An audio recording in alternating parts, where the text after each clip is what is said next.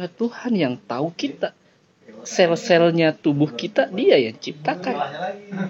Masya Allah. Ini saya bicara sama dokternya atau ustadz ini?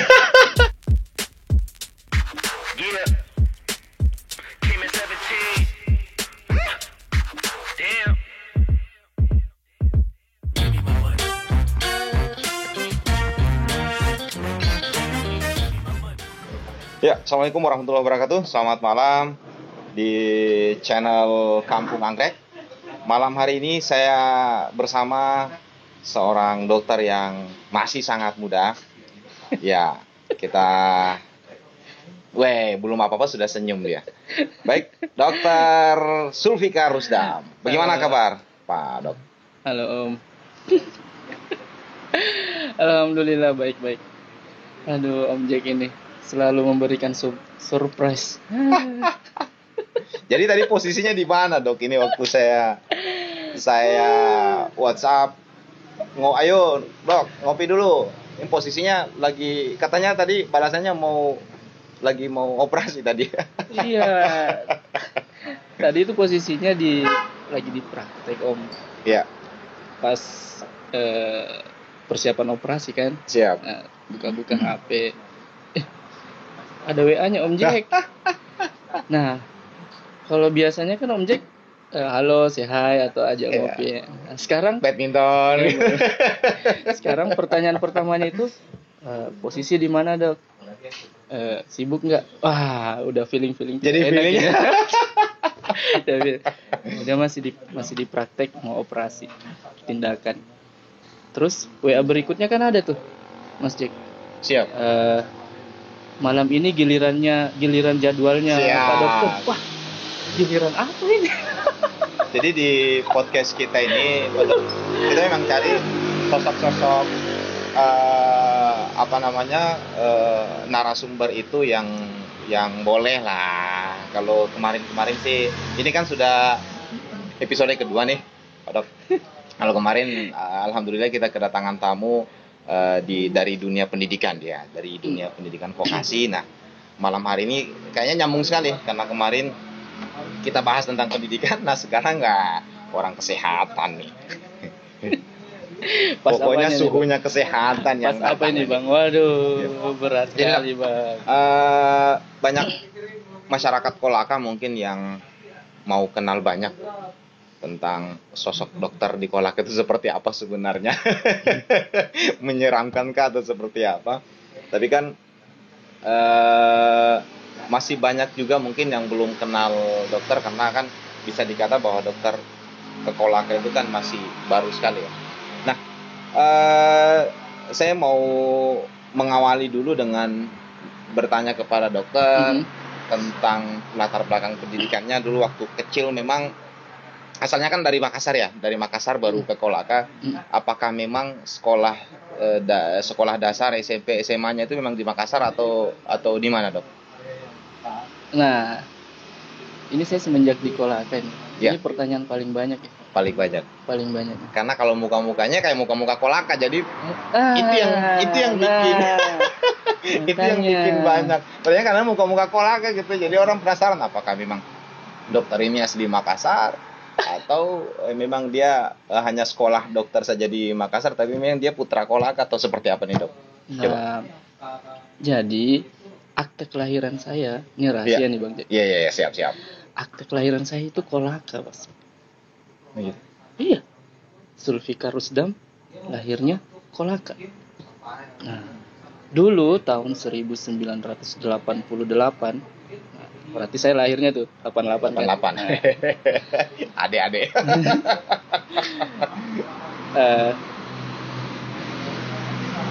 Kolaka kan masih luas tuh. Iya. Yang sekarang Kolaka Utara kan masih kabupaten terbagi Kolaka. 3 berarti sekarang Kolaka. Kolaka Utara, Kolaka Timur.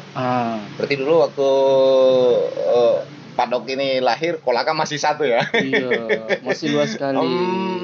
Nah, itu. Saya titik lahirnya itu di daerah Kolaka Utara. Kolaka Utara. Di sana itu ada daerah namanya daerah Watunohu. Orang biasa bilang Batunong. Nah, Batunong betul tuh, betul. Dulu tuh di sana lagi muncak-muncaknya pertanian coklat. Coklat. Ya, Nah, betul. keluarga kan ya namanya cari nafkah Ya. kan ya. Nah, kebetulan ya saya dibuatnya di sana. Oh, kejawab nih. Berarti Pak Dokter ini orang tuanya ini sultannya coklat ini di Kolut pada zaman itu. Ya. Nah, terus singkat cerita berarti sekolah dasarnya, TK-nya sekolah dasarnya, kemudian SMP-nya berarti di Kolut tuh. Iya. Di Kolut. PAUD. SMA, PAUD ya, PAUD. Belajar ngaji. Ya. TK di sana sih. Nah, sampai Nah, SD, SMP. Enggak. Oh. Udah SD sudah di Makassar udah berarti. dikirim, Bang. Siap. Udah nggak bisa dibiayai kali ya. Makanya dikirim. Berarti di PAUD sama belajar ngaji hanya di Kolut, SD sudah di Makassar berarti. SMP, Bang. SMP di Makassar.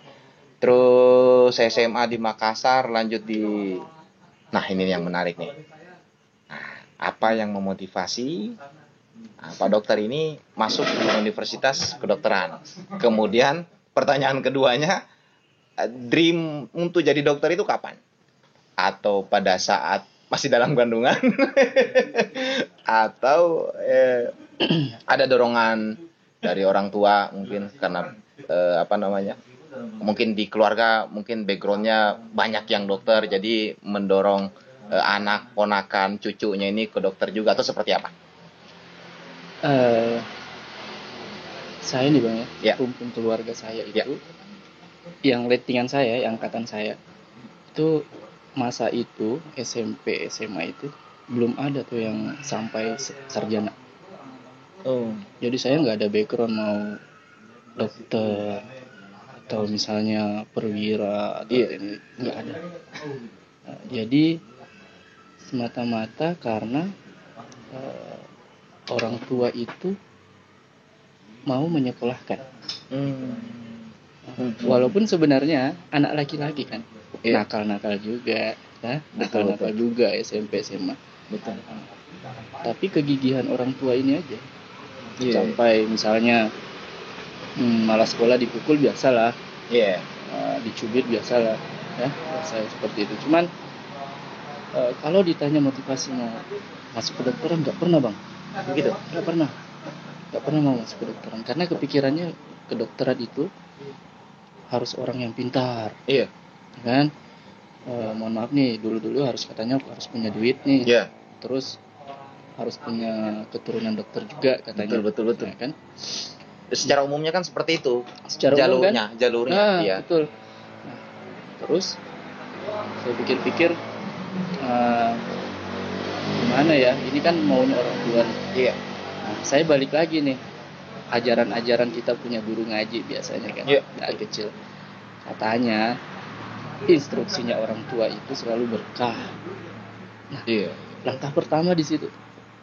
Nah, mulailah pada saat tamat SMA kan berpikir, masuk ke dokteran. Saya cuman iyakan di mulut, Bang. Masih sebatas di mulut, Bang. Masuk ke dokteran ya? Iya. Sebenarnya nggak mau, Bang. Nggak mau. Saya hobi olahraga, Bang. Mau jadi pemain bola sebenarnya. Siap. Mau masuk timnas. Bola ya. Mau masuk timnas, tapi apa daya. Nah, singkat cerita, sampai hari pendaftaran itu, saya masih berpikir, gimana ya? Hati masih belum mau ini. Belum mau. Sampai ya sudahlah. Bismillah, karena mengikuti keinginan orang tua. Saya pikirnya ada berkahnya nih. Keinginan orang tua kan. Sampai ini kalau dilihat sama orang tua saya ini, pasti saya ditelepon itu.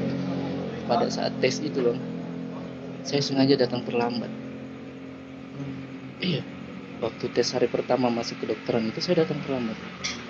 Bukan tidak sengaja.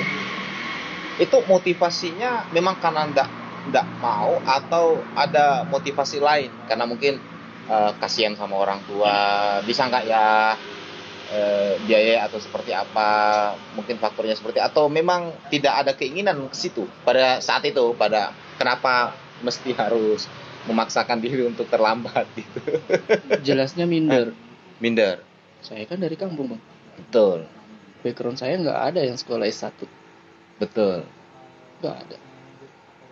Apalagi mau jadi dokter pakai jas putih. Semua seumuran saya saat itu kalau lihat baju dokter tuh wah banget. Wah, betul.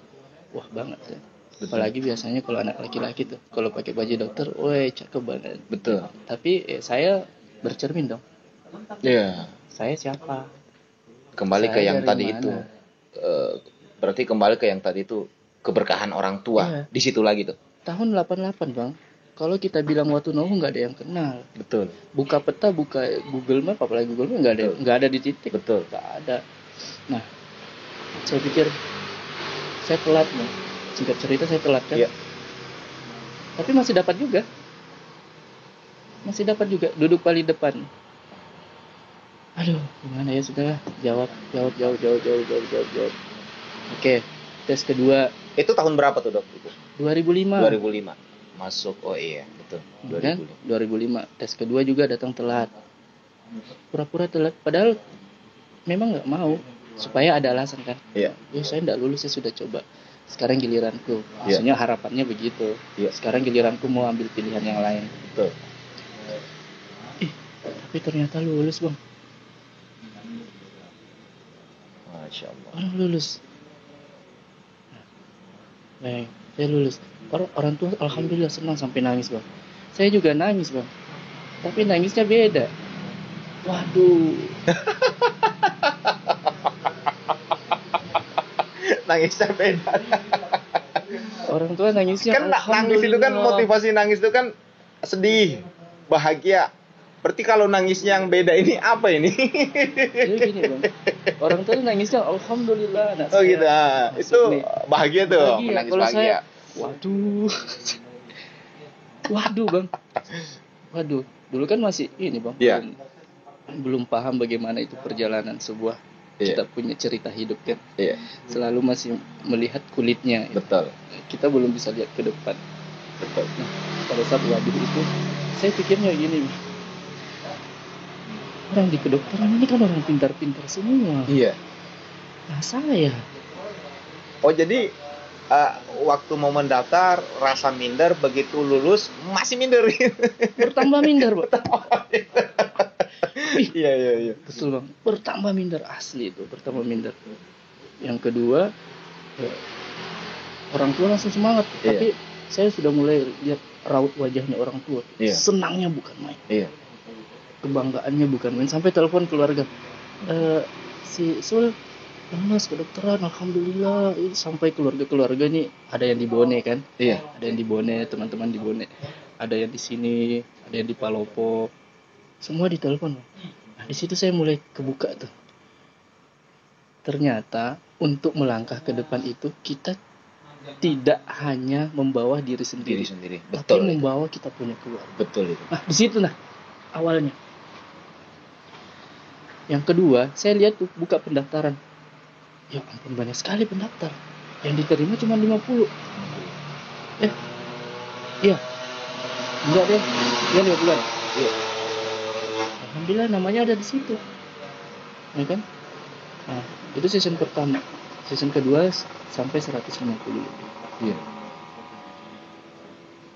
Saya pikir ini rezeki nih, tidak semuanya. Sampai ribuan kan mendaftar, yang diterima cuma sampai berapa persen, 100. Oh, ada nama di situ. Saya pikir-pikir, saya duduk-duduk, loh ini kan saya sudah pura-pura terlambat datang. Ternyata lulus. Nah, rasa minder itu kan ini sudah lulus nih. Lulus, daftar minder, begitu dapat informasi lulus masih minder. Nah, kapan minder itu hilang? Pada saat menjalaninya itu kapan? Oh, ternyata dokter begini jipale sanggup jika paeng begitu. Sebenarnya kalau mindernya itu tidak hilang sampai sekarang. Tidak hilang sampai sampai sekarang tidak hilang. Iya. Oke, Pak Dokter. Luar biasa sekali. Terobati, Bang. Terobati. Nah, dari 2005 masuk dokter, terus menjalani ilmu kedokteran. Dan memang spesialisnya memang dulu ngambilnya memang bedah langsung bedah. Ini kan dokter bedah. bedah kan bisa dikata langka lah ya.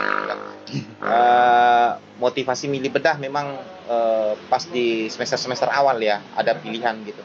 Oh, saya dokter ini, saya dokter ini, dokter ini. Atau memang ditentukan pas lulus langsung kamu lulus di bedah gitu. Ya, Enggak gitu. jadi kan di kedokteran itu ada prosesnya koas namanya. Koas. Jadi dulu sistem lama itu 5 tahun untuk jadi sarjana kedokteran, Betul. tambah 2 tahun untuk Tambah jadi 2 tahun dokter. untuk dokternya. Nah, di 2 tahun ini, nah kita sering bersentuhan dengan rumah sakit langsung. Iya betul. Termasuk dokter-dokter. Nah, saya suka lihat dokter bedah. Saya suka lihat dokter bedah. Ya, pandangan awalnya aja dulu suka, pakaiannya suka. Kalau dia lagi operasi suka aja. Terus saya kalau setiap kegiatan bedah, pasien-pasien bedah, saya suka. Awalnya suka di situ. Jadi pas selesai dokter PNS, terus buka tuh ada penerimaan beasiswa. Penerimaan beasiswa. Iya, karena kan kalau mau sekolah tanpa beasiswa kan aduh berat juga bang. Jadi main ini aja, harap-harap cemas juga. Harap-harap lempar aja ya sudahlah, kalau Bismillah, kalau lulus alhamdulillah berarti Tuhan sudah izinkan sekolah periode ini. Kalau enggak ya coba lagi. Dikirim alhamdulillah lulus bang. Jadi memang dokter ini garis tangannya memang termasuk bagus juga. Kan kita itu kan gini dong. Hidup ini kan ditentukan sama 3 tangan katanya. Ya. 1 jabat tangan, 2 campur tangan, yang ketiga ini garis tangan. Sehebat apapun kita dalam hal jabat tangan, campur tangan, kalau garis tangan tidak ada, tidak bisa dok. Nah, dokter ini komplit kayaknya nih. Lanjut cerita dok. Lulus beasiswa, melanjutkan lagi ke profesi bedahnya ya berarti ya. Nah terus setelahnya itu selesai nih, dinyatakan selesai mendapat 2 tahun ya, 2 tahun di bedah ya. Nah likalikunya setelah selesai berarti kan sudah tugas kemana saja nih? Indonesia yang diinjak mana-mana saja dok? Atau langsung selesai langsung kolaka atau seperti apa? Waduh, merantau dulu bang. Merantau dulu. Tapi sebelum merantau, setelah nikah berarti dulu ya? Nikah dulu ya berarti? Atau merantau di perantauan dapat istri gitu? Enggak, jadi nikahnya itu pada saat sekolah. Oh pada saat sekolah? Iya. Pada saat di kedok itu? Enggak, waktu ambil spesialis. Oh ambil spesialis. Nah, yang setelah lulus beasiswa itu? Ambil spesialis semester 5. Iya.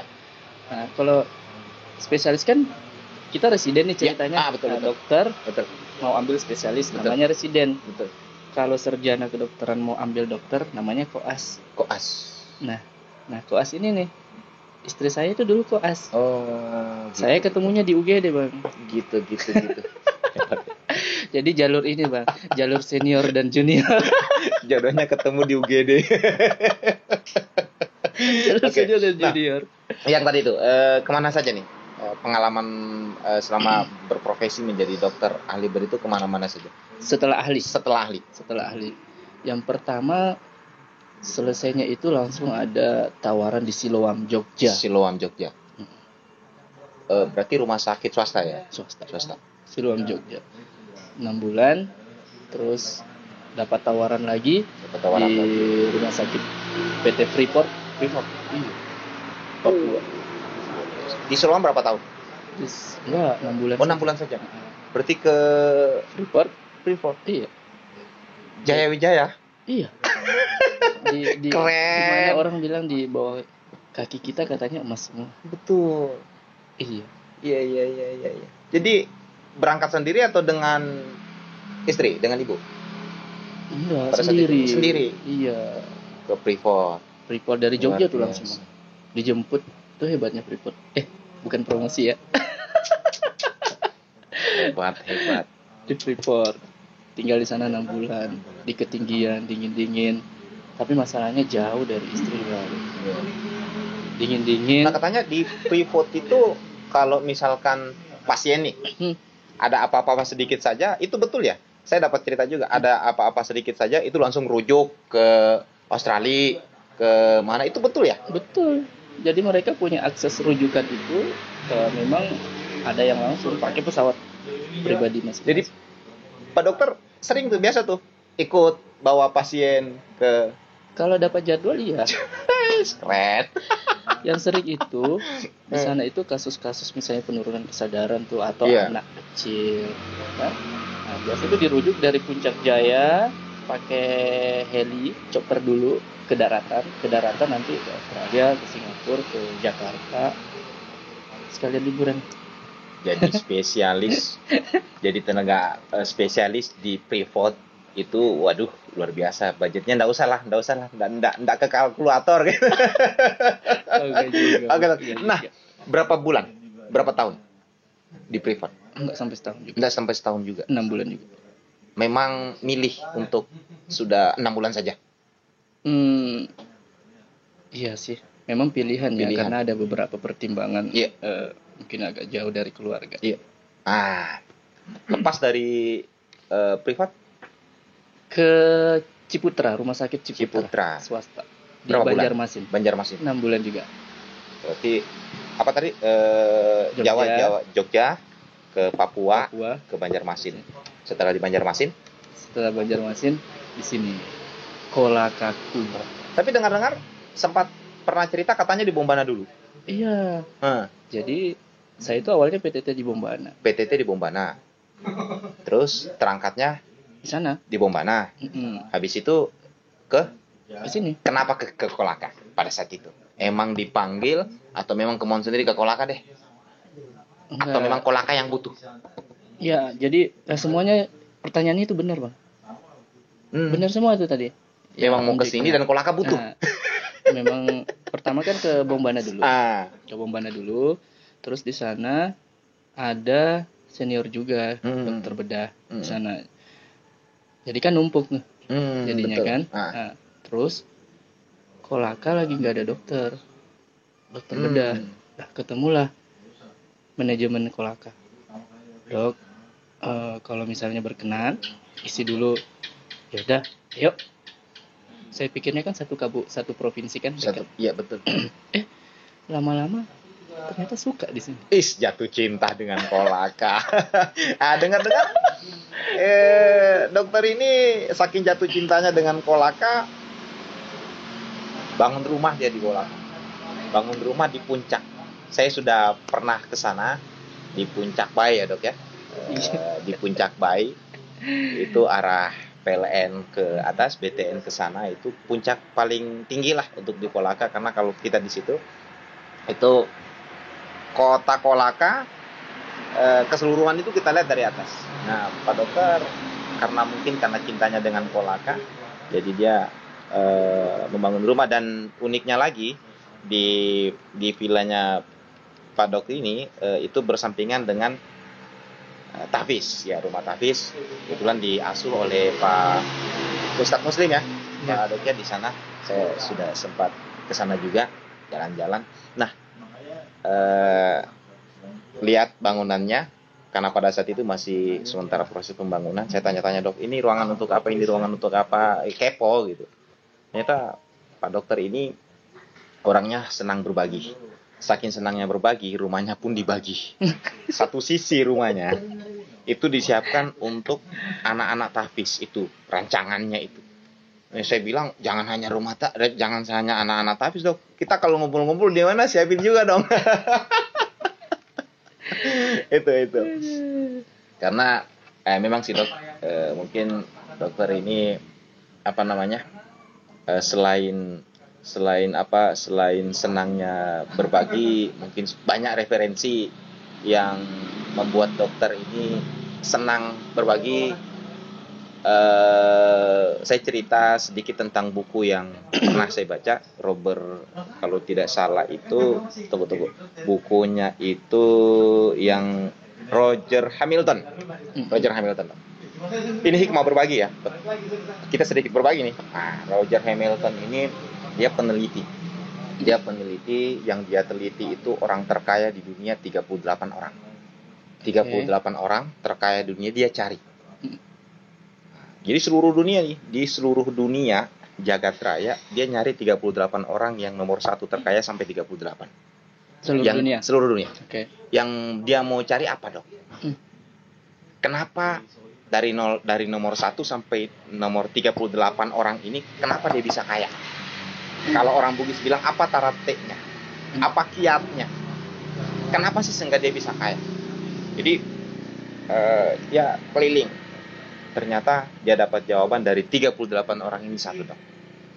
Kunci rahasia 38 orang ini yaitu berbagi.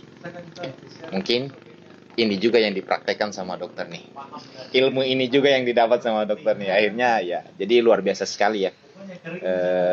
Apa-apa yang sudah Pak Dokter ini lakukan. Nah, sekarang harapan ke depan, karena sekarang kan kita dalam kondisi musim pandemi COVID-19, Dok.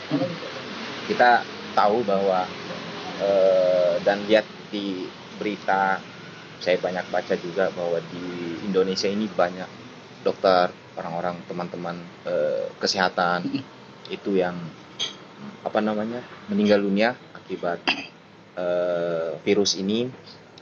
Jadi harapan dokter biar maksudnya dengan adanya pandemi ini itu seperti apa, minimal mengurangilah angka-angka kematian dan seperti apa. Kalau dokter yang memberikan saran kan enak juga ngomongnya.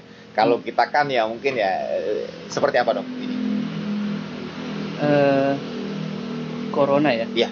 Karena banyak, Dok, yang memandang enteng, banyak juga yang tidak percaya, banyak ini. Jadi kalau dari dokternya sendiri itu biar masyarakat ini lebih paham lah bahwa jangan terlalu takut, jangan juga memandang enteng gitu. Kalau corona sih sebenarnya kalau dipandang enteng jangan. Karena ini nyata. Iya. Walaupun tidak kesehatan masalah. Iya. Itu ada. Iya. Corona ini ada. Kalau misalnya tidak takut bahwa takut berlebihan sampai misalnya nih contoh nih, saya kasih contoh ya. Misalnya saya nih mau operasi nih, tapi pasiennya pasien corona, pasti kan takut. Iya, betul. Takut kan, tapi kan usaha kan ada, pakai pelindung diri. Walaupun sebenarnya pakai pelindung diri, banyak yang ngomong pakai pelindung diri tidak menjamin, tapi setidaknya ikhtiar, Bang. Ikhtiar. Tapi kalau sudah ikhtiar dan kena, mau diapa? Betul. Tapi lebih salah lagi kalau misalnya pasiennya sakit, karena ketakutan berlebihan kita, pasiennya terlantar. Betul. Kalau saya sih pandangnya di situ. Karena bukan saya menggampangkan. Ahlinya Pak Dokter ini di bidangnya ini ekstrim sekali. Ya. Ngebongkar-bongkar tubuh orang. Aduh. Saya pernah bingung. Percakapan di dalam hati saya. Dalam hati. Ya, percakapan di dalam hati. Saya pernah ada kondisi, Bang. Pasien gawat nih. Terus kedeteksi dia corona kan. Terus APD kurang. Ibaratnya kurang level. Ini sudah pas di Kolaka ini? Udah di Kolaka. Di Benyamin Gulu kejadiannya atau di sini? Di sini. Kolaka iya. Nah, lagi puncak-puncaknya tuh. Iya. Aduh, saya mundur. Secara teori pasiennya pasti meninggal. Betul. Sistem perujukan juga dulu lagi tertutup. Betul. Terus saya bilang dalam hati, pura-pura ngomong sama si corona itu. Ya udahlah, kalau memang seandainya aku kena dalam posisi saya operasi orang ini, ya udahlah nggak apa-apa. Kebetulan pasien itu pada saat itu yang bermasalah apanya? Yang perutnya. Kondisi tidak memungkinkan untuk dirujuk. Permasalahannya cuman persediaan saat itu. Iya. Saat itu minim. Beberapa tim udah ragu. Ya. Saya motivasi bro, ya, kalau kita tidak operasi mati. Iya, kita tahu ada corona. Ya. Tapi kalau kita kerja ada harapannya, Iya. walaupun kita terpapar.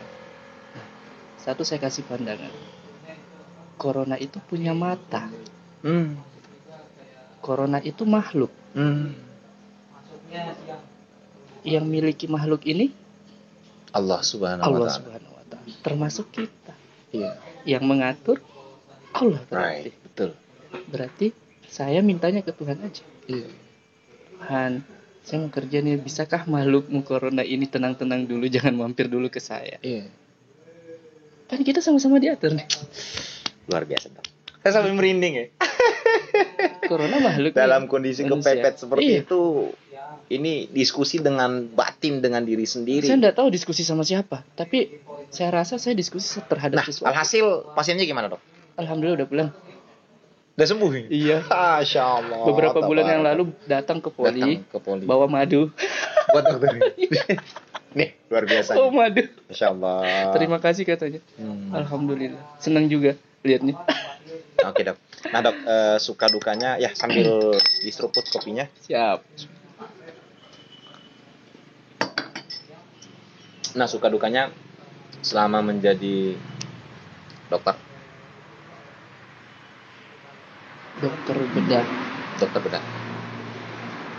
Sebenarnya kalau dikatakan duka, saya rasa enggak ya.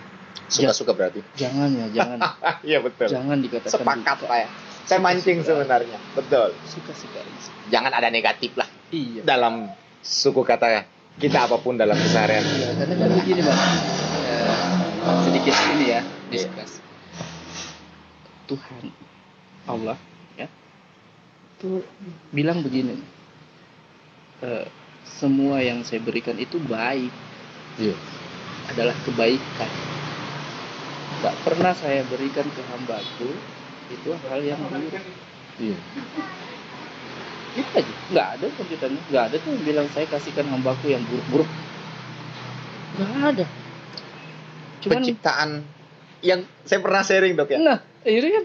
Penciptaan manusia. Ini ada pemuda nih. Waduh, udah jauh nih diskusi nih. Keren. Waduh. Ada pemuda nih, Dok. Ini kan mancing, sih itu mancing.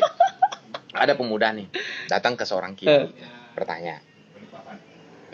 Kiainya bertanya ke pemuda. Nah, tujuan Allah menciptakan kita untuk apa? Wah, yang satu menjawab, Dok. Untuk beribadah kepadanya. Iya. Wah, yang satunya lagi menjawab, untuk menjadi khalifah di muka bumi. Iya. Wis. Betul. Tapi kurang tepat. Wis. Iya. Gimana tuh? Ini kiai. Ini dalam hatinya si anak muda ini. Ini kiai apaan ini? Kok untuk beribadah kepada Allah, untuk menjadi khalifah, kan memang penciptaan kita diciptakan untuk itu. Nah, kok bilangnya masih kurang tepat? Lantas dia penasaran. Dengan penasarannya, jadi gimana Pak Kiai? Kita diciptakan untuk apa? Manusia diciptakan untuk apa? Manusia diciptakan untuk disenangkan. Bahasanya level tinggi banget. Disenangkan. Nah, kenapa ada yang tadi? Kenapa ada duka? Kenapa ada susah? Karena apa? Ada dosa. Kenapa Adam turun ke bumi? Karena ada dosa. Dia dilarang, jangan sentuh itu, tapi sentuh itu. Adam diciptakan masuk surga, disenangkan toh. Ya. Karena dia melanggar aturan, dosa kan, turun dia harus bayar di bumi. Kayak gitu tuh. Ini saya baca dong. Keluar rute ceritanya. Keluar rute. Jadi kalau mau senang-senang di rute. Jadi sepakat saya. Sepakat dengan apa yang Pak Dokter tadi bilang, bahwa jangan ada duka lah. Intinya segala sesuatunya itu kita ambil sukanya saja. Iya, Mantap. saya tambahkan sedikit. Siap. Kenapa saya bilang sebenarnya itu tidak usah ada duka? Ya. Karena ya itu tadi, kan Tuhan sudah bilang seperti itu. Yang bikin, yang membuat kita menganggap duka, ya kita sendiri. Betul. Paradigma kita. Kita melihatnya dari ya itunya aja. Padahal kan Tuhan punya rencana yang kita nggak tahu, dan pasti nih loh Bang, ya, rencananya pasti baik. Rencananya baik. Kita aja kemauan kita yang tidak sesuai dengan Tuhan, Betul. yang kadang kita protes, kenapa saya gini? Padahal kemauan Tuhan itu jauh lebih baik, karena Tuhan yang tahu kita. Sel-selnya tubuh kita Dia yang ciptakan. Masya Allah. Ini saya bicara sama dokternya atau ustadz ini? Oke dong, luar biasa, Gitu. Masya Allah. Jadi semua Tuhan yang kuasai, jadi Tuhan yang tahu ciptaannya. Iya. Tuhan lah yang kasihkan dia. Iya. Kasihkan beliau lah, minta doa lah saja. Luar biasa. Ya kan? Nah dok, bicara kepada anak-anak milenial nih, anak-anak yang mungkin punya dream seperti dokter, yang punya dream, yang punya impian, yang punya cita-cita mau jadi dokter, apa tuh? Mungkin dokter ada sedikit wejangan atau motivasi terhadap mereka.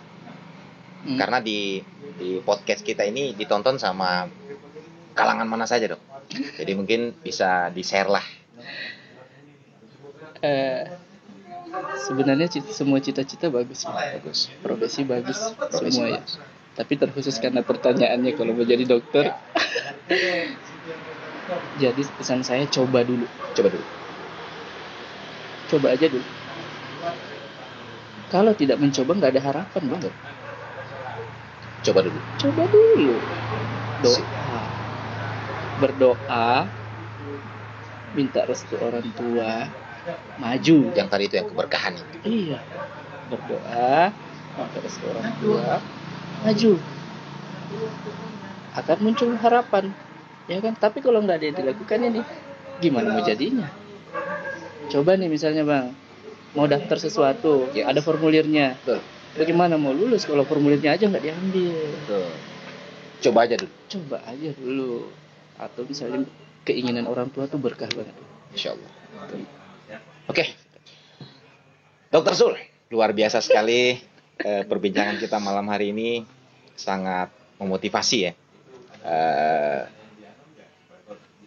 Terus satu lagi, yang terakhir nih.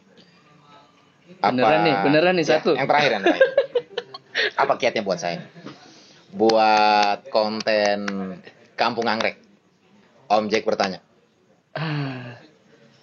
Begini ya Om Jack ya. Ya, siap. Ini sebenarnya sedikit gimana ya? Saya terheran-heran Om Jack. Siap. Ingat enggak pertama kita ketemu Bang? Siap. Gimana Bang? Ingat enggak? Di sepeda. Ya kan? Sepeda. Pertemuan kedua momen apa? Momen badminton. Kan? Nah, pertemuan ketiga podcast.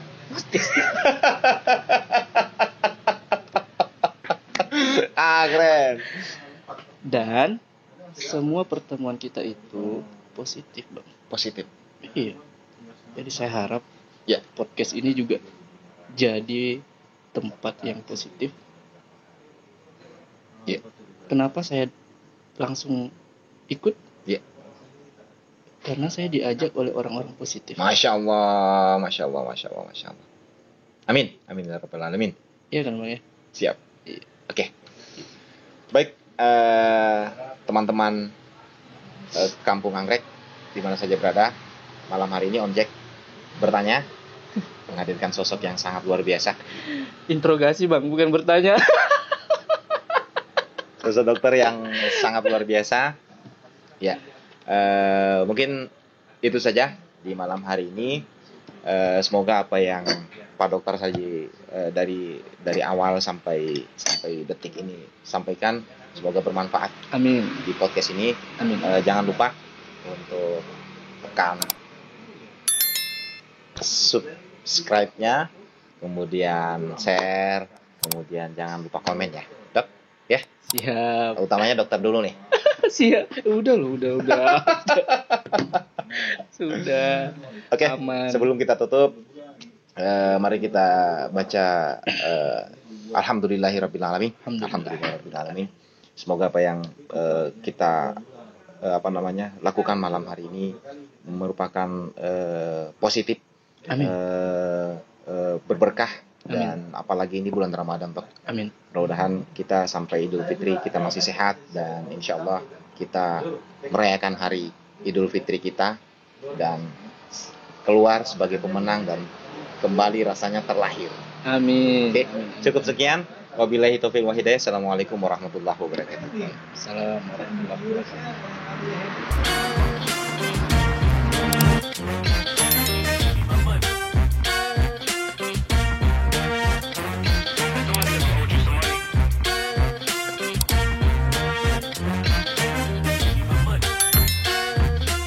Hey, check this out though. I gave you 10 a week ago. You told me that you got me when your check came home. I've been waiting patiently cause you my homie, bro, but times is getting hard.